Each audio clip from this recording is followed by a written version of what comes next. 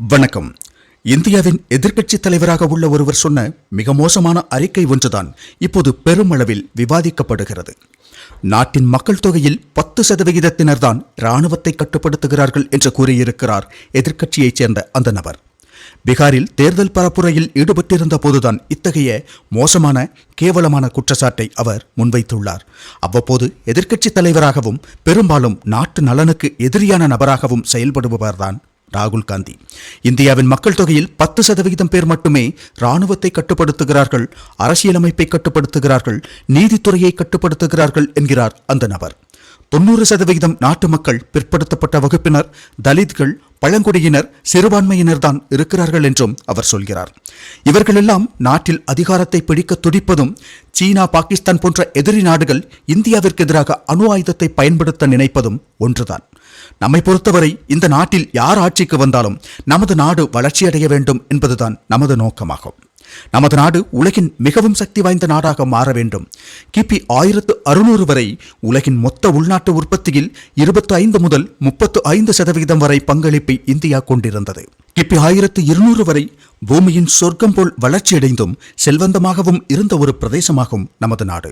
சுதேசி ராஜ்யங்களும் மகா சாம்ராஜ்யங்களும் சேர்ந்து உலகின் செல்வத்தின் உச்சத்தில் இருந்த ஒரு வரலாறு நமக்கு உள்ளது. அதாவது இன்று உலகின் சூப்பர் பவர் என்று சொல்லிக்கொள்ளும் அமெரிக்கா என்ற வன் சக்தியை விட அல்லது பொருளாதார சக்தியை விட பல மடங்கு முன்னிலையில் இருந்தது நமது இந்தியா சுமார் 600-700 ஆண்டுகளுக்கு முன்பு வரை.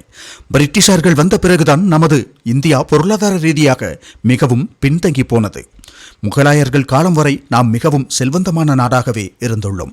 அப்படிப்பட்ட ஒரு வரலாறு உள்ள நமது நாடு இனியும் உலகின் மிகவும் சக்தி வாய்ந்த நாடாக மாற வேண்டும் என்பதே நமது ஆசையாகும். நம்மில் பெரும்பாலானவர்களின் ஆசையும் அதுதான். ஆகையால் யார் ஆட்சி செய்தாலும் அவர்கள் இந்த நாட்டை நேசிக்கும் நபர்களாகவும் இந்த நாட்டிற்காக வேலை செய்பவர்களாகவும் இருந்தால் அவர்களை உறுதியாக ஆதரிக்கலாம். கட்சி அரசியலை தாண்டி நாடு, நாட்டின் வளர்ச்சி, நாட்டின் முன்னேற்றம், நாட்டின் பாதுகாப்பு என்பதற்குத்தான் யாராக இருந்தாலும் முக்கியத்துவம் அளிக்க வேண்டும். ஆனால் இங்கு ராகுல் காந்தி என்ற மனிதர் சொல்லும் ஒவ்வொரு அறிக்கையும் நமது நாட்டின் இதயத்தை வெட்டி துண்டாக்கும் விஷயங்களாக உள்ளன என்று சொல்லாமல் இருக்க முடியாது. ஏனென்றால் அவர் இராணுவத்தை கூட தொட்டு பேச தொடங்கிவிட்டார். இராணுவத்தில் கூட அவர் சாதியை கொண்டு வர முயற்சிக்கிறார். அவர் சொல்வதை கவனித்தால் நன்றாக புரியும். அவர் சொல்கிறார், நாட்டின் மொத்த மக்கள் தொகையில் 10% மட்டுமே வாய்ப்புகளை பெறுகிறார்களாம். அவர்கள்தான் கார்ப்பரேட் துறையை ஆள்கிறார்கள், அரசியலமைப்பை ஆள்கிறார்கள், நீதித்துறையை கட்டுப்படுத்துகிறார்கள், இராணுவத்தை கூட அவர்கள்தான் கட்டுப்படுத்துகிறார்கள். மீதமுள்ள 90% இன்னும் பிற்படுத்தப்பட்ட வகுப்பினர், தலித்துகள், பழங்குடியினர், சிறுபான்மையினர் என்று கூறுகிறார் அந்த நபர். இந்தியா 1947 சுதந்திரம் அடைந்த போது நாட்டின் முதலாவது பிரதமராக ஜவஹர்லால் நேரு பதவியேற்றார். இப்போது இங்கு சதவிகித கணக்கு சொல்லி நாட்டு மக்களை திசை திருப்பும் இந்த ராகுல் காந்தியின் தாத்தா தானே ஜவஹர்லால் நேரு. சுமார் 17 ஆண்டுகள் வரை இந்தியாவின் பிரதமராக இருந்துள்ளார் நேரு. அதன் பின்னர் தொடர்ந்து இந்தியாவின் பிரதமர்களாக பணியாற்றியவர்கள் இந்த கணக்கு புள்ளியின் முன்னோர்கள் தான் என்பதை ஏனோ மறந்துவிட்டார். இந்த நாட்டை இந்த கணக்கு புள்ளியின் தந்தையும் அவரது தாயாரும் அவரது தந்தையும் என்று மிக நீண்ட காலம் ஆண்டது அவரது குடும்பத்தினர்தான். அவர்களுக்கு பிறகும் 2014 வரை இந்தியாவை ஆண்டது இதே கணக்கு புள்ளி ராகுல் காந்தியின் சொந்த அரசியல் கட்சிதான். ராகுல் காந்தியின் தாயாரால் கட்டுப்படுத்தப்பட்ட ஆட்சிதான் நடந்ததென்பது நாட்டு மக்கள் அறிந்த விஷயமாகும். சோனியா காந்தி கட்டுப்படுத்திய மன்மோகன் சிங் ஆட்சிதான் 2004 முதல் 2014 வரை இந்தியாவில் இருந்தது. மிகவும் திறமைசாலியான ஒரு மனிதரை பிரதமராக அவரை சுயமாக செயல்பட விடாமல் பிரதமரையும் பிரதமர் பதவியையுமே அவர்கள் எந்த அளவு கேவலப்படுத்தினார்கள் என்பது உலகம் அறிந்த விஷயமாகும். 1999 முதல் 2004 வரையிலான காலகட்டத்தில் அடல் பிகாரி வாஜ்பாய் அரசு அமைந்திருந்தது. நரசிம்மராவின் ஆட்சிக்கு பிறகு சில காலம் கூட்டணி அரசுகள் மாறி மாறி வந்தன. 78 வயதுடைய இந்தியாவை அதிக காலம் ராகுல் காந்தியின் கட்சியினர்தான், அதில் பெரும்பாலும் அவரது குடும்பத்தினர்தான் ஆட்சி செய்துள்ளார்கள்.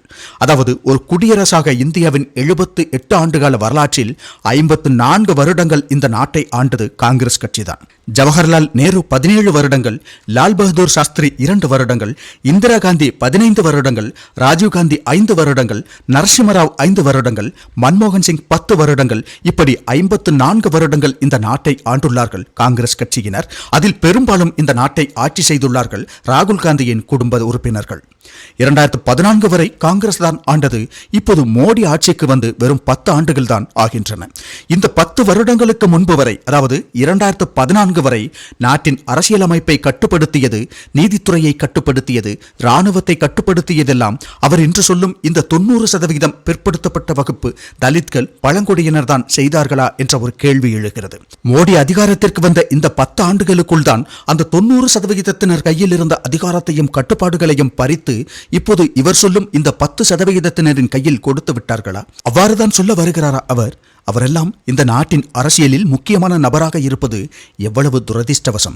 எப்படிப்பட்ட மனிதராக இருக்கிறார் பாருங்கள். என்ன ஒரு பொறுப்பற்ற தன்மையோடு வெகு சாதாரணமாக விளையாடி கொண்டிருக்கும் சிறுவர்கள் சொல்வதைப் போல் சொல்லிவிடுகிறார் இந்த நாடு குறித்து ஒவ்வொரு விஷயங்களையும். நமது எதிரி நாடுகளாக இருக்கக்கூடிய நாடுகள் கூட சர்வதேச மரியாதை என்ற ஒரு விஷயத்திற்கு பயந்து அவற்றை கவனத்தில் கொண்டு சில விஷயங்களை ஒரு வரையறைக்குள் தான் சொல்கிறார்கள். ஆனால் இந்த மனிதர் இந்த நாட்டின் எதிரிகளை விட மோசமான அடிப்படையற்ற விமர்சனங்களை முன்வைப்பதை வழக்கமாகவே கொண்டிருக்கிறார். இந்த நாட்டின் இராணுவத்திற்குள் கூட இவர் சாதிய சிந்தனையை உட்செலுத்துகிறார். தலித் என்றும், உயர் சாதியினர் என்றும், தாழ் சாதியினர் என்றும், இந்து என்றும், முஸ்லிம் என்றும், கிறிஸ்தவன் என்றும் சொல்லி நம்மை பிரிட்டிஷ்காரர்கள் பிரித்து ஆண்ட அதே தந்திரத்தை இவர் கையாளுகிறார். தமிழகத்தில் திராவிடம் என்றும் அது இது என்றும் சொல்லும் கட்சிகள் எவ்வாறு தமிழர்களை சண்டையிடச் செய்து பிரித்து வைத்து ஆள்கின்றனவோ அதேபோல் இவர் இந்திய அளவில் மக்களுக்குள் பிரிவினைகளை எப்படியும் உருவாக்க வேண்டும் என்று முயற்சிக்கிறார் போலும். ஏனோ அவருடைய தாய் தந்தையர்கள் அல்லது அவருடைய தாத்தா பாட்டி ஆட்சி செய்த காலத்தில் இந்த நிலைமையில் மாற்றம் ஏற்படவில்லை என்று அவர் சிந்திக்கவில்லை. இங்கு இராணுவம் உட்பட அனைத்திற்கும் தொடக்கம் குறிக்கப்பட்டது அவருடைய முப்பாட்டனரான ஜவஹர்லால் நேருவின் காலத்தில் தானே. இன்றைய அமைப்பு முழுவதையும் கொண்டு வந்தவர்கள் அவர்கள்தானே. அப்படியாகும்போது இன்று அவர் சொல்லும் விஷயம் உண்மை என்றால் அனைவருக்கும் சமத்துவம் உள்ள ஒரு அமைப்பை அவரது முன்னோர்கள் கொண்டு வரவில்லை என்றுதானே பொருளாகும். அவையெல்லாம் கடந்த 10 ஆண்டுகளில் தான் மாறிவிட்டது என்று சொல்ல முயற்சிக்கிறாரா என்பது தெரியவில்லை. சொல்லாமல் இருந்தால்தான் அதிசயம். காரணம், அவரது பாட்டனார் காலத்தில் சீனா கைப்பற்றிய நிலப்பகுதியை இன்று கைப்பற்றியது போல் வெட்கமே இல்லாமல் சொல்லித் தெரியும் நபர்தானே அவர். என்ன ஒரு அபத்தமான மனிதராக இருக்கிறார் அவர். அதிலும் அவர் சொல்லும் அரசியலமைப்பிலும், நீதித்துறையிலும், இராணுவத்திலும் அவர் சொல்லும் 10-90 என்ற தலைகீழ் மாற்றத்தை ஏற்படுத்த முடியுமா என்று கூட சிந்திக்க தெரியாத நபரா இந்த நாட்டின் முக்கிய எதிர்க்கட்சி தலைவராக இருக்கிறார். ஒருவேளை அப்படி ஒரு மாற்றம்தான் ஏற்பட்டிருக்கிறது என்றால் அந்த 10 ஆண்டு காலமும் அவர் உட்பட அவரது கட்சியினர் என்ன செய்தார்கள்? நாடாளுமன்றத்தில் சென்று உறங்கிவிட்டு சென்றார்களா? ஆட்சியில் இருந்தால்தான் நாடாளுமன்றத்தில் விழித்திருப்போம், அல்லாத பட்சத்தில் உறங்கிவிடுவோம் என்ற கொள்கையை கொண்டிருக்கிறதா அவரது கட்சி? இந்த காணொலியை காங்கிரஸ் கட்சியைச் சேர்ந்தவர்களும் பார்க்கக்கூடும். காங்கிரஸ் கட்சியின் தொண்டர்களோ தலைவர்களோ யார் பார்த்தாலும் சரிதான். சற்று சிந்தித்து பாருங்கள். இதே காங்கிரஸ் கட்சியைச் சேர்ந்த வல்லபாய் பட்டேலை பற்றி எத்தனை காணொலிகள் நாம் பதிவிட்டுள்ளோம் என்று கவனியுங்கள். இந்திரா காந்தியின் துணிச்சலையும் போர்க்காலத்தில் அவரது நடவடிக்கைகளையும் எந்த அளவு புகழ்ந்து பேசியுள்ளோம் என்பதை கவனியுங்கள். இந்திய பொருளாதார சீர்திருத்தங்களின் தந்தை என்று அறியப்படும் முன்னாள் பிரதமர் நரசிம்மராவை பற்றி எந்த அளவு உயர்வாக பேசியுள்ளோம் என்பதை கவனியுங்கள். எதிர்க்கட்சியில் இருந்தாலும் நாட்டின் மீது அக்கறை கொண்டுள்ள சசி தரூரை பற்றி உயர்வாகத்தான் பேச முடியும். ஆனால் இதுபோன்ற கருத்துக்களை எப்படி ஏற்க முடியும்? அவரது இதுபோன்ற கருத்துக்கள் மற்றும் செயல்கள் நிச்சயம் கவலைக்குரியவையாகும். நமது நாடு ஒரு வங்கதேசமாகவோ, ஒரு நேபாளமாகவோ, அல்லது மத்திய கிழக்கில் உள்ள ஒரு சிரியா அல்லது ஈராக்காகவோ மாறுவதை ஒருபோதும் அனுமதிக்க கூடாது. இவர் போன்றவர்களை எடுத்து தூர வீசிவிட்டு திறமையும் புத்தியும் புரிதலும் நாட்டுப்பற்றும் உள்ள நபர்கள் காங்கிரஸ் எனும் அரசியல் கட்சியின் தலைமைக்கு வர வேண்டும். சாதி மத சிந்தனைகளை ஒதுக்கி வைத்து நாட்டிற்கு மட்டுமே முன்னுரிமை அளிக்கும் நபர்கள்தான் தலைமைக்கு தகுதியானவர்கள் ஆவர். இந்த ராகுல் காந்தி இந்த நாட்டை பிரித்து ஆள முயற்சிக்கிறார். அவருடைய இந்த அறிக்கைகளை பார்க்கும்போது அவருக்கு இந்த நாட்டின் மீது எந்த அக்கறையோ, நம்பிக்கையோ அல்லது நேர்மையான எண்ணமோ உள்ளதாக தோன்றவில்லை. அபாயகரமான அரசியல் செய்கிறார் அந்த நபர். அதாவது அதிகாரம் கிடைப்பதற்காக எந்த கேவலமான விளையாட்டை விளையாடுவதற்கும் தனக்கு தயக்கம் இல்லை என்பதைத்தான் அவர் இதன் மூலம் நிரூபிக்கிறார்.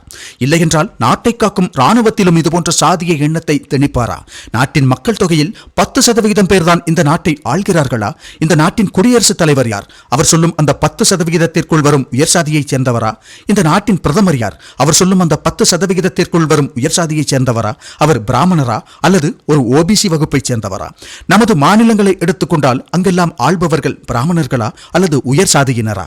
சாதியையும் மதத்தையும் பேசி நமது நாட்டை மோத வைத்து அதிகாரத்தை பிடிக்க முயற்சிக்கும் ஒரு மோசமான மனிதராகத்தான் அவர் இதன் மூலம் பார்க்கப்படுவாரே தவிர மதிக்கப்பட வேண்டிய ஒரு நபராக நிச்சயம் பார்க்கப்பட மாட்டார். அதுபோன்ற நபர்களை அவர்களது கருத்துக்களை பார்க்கும்போது எதிர்மறையான மரியாதை தான் தோன்றும் எந்த ஒரு குடிமகனுக்கும். எந்த வகையிலும் சீன ஆட்சியாளர்களை விட, பாகிஸ்தான் ஆட்சியாளர்களை விட, இன்றைய அதிபர் ட்ரம்பை விட குறைந்தவராக, இந்திய நலனுக்கானவராக தெரியவில்லை ராகுல் காந்தி. அவர் அதிகாரத்திற்கு வர பயன்படுத்தும் வழிகள் நீண்ட காலத்திற்கு நமது நாட்டின் இதயத்தில் பெரும் காயத்தை ஏற்படுத்தக்கூடியவையாகும். நாட்டு மக்களை தங்களுக்குள் அடித்துக் கொள்ள வைப்பதாகும்.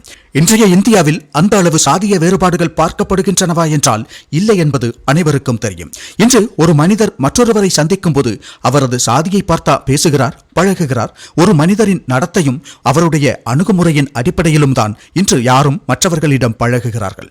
சாதாரண மக்களை அந்த அளவு சாதியையும் மதத்தையும் எல்லாம் வேண்டாம் என்று வைக்கும்போது அதை ஊதி ஊதி பெரிதாக்குவதையே வேலையாக கொண்டுள்ளார்கள் இவர் போன்ற உயர் பதவிகளுக்கு ஆசைப்படும் நபர்கள். தலைமைக்கான தகுதியை வளர்த்துக் கொண்டால் அது தாமாகவே கிடைக்கும் என்பது ஏனோ இந்த குறுக்கு வழியில் பயணித்து பழகி போனவர்களின் சிந்தனையில் உதிக்கவில்லை.